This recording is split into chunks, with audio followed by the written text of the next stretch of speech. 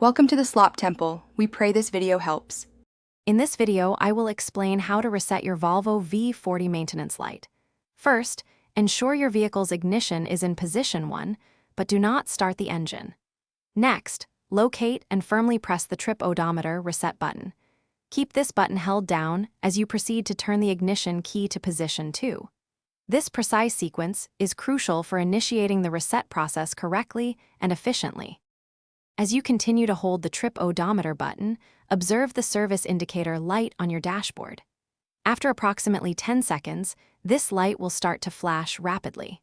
The moment you see it flash, you must release the trip odometer button without delay. Releasing the button even a second too late will cause the reset procedure to fail, requiring you to start over from the beginning.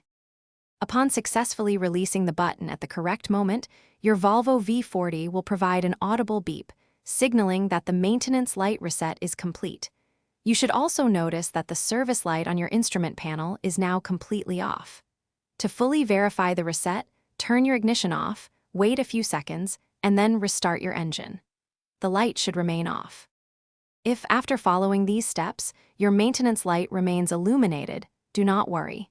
Simply repeat the entire procedure from the very beginning, paying close attention to each step.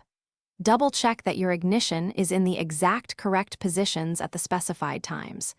Remember, the most critical part is releasing the trip odometer button precisely when the service light begins to flash. Practice makes perfect. Thanks for watching. Consider subscribing if we helped you.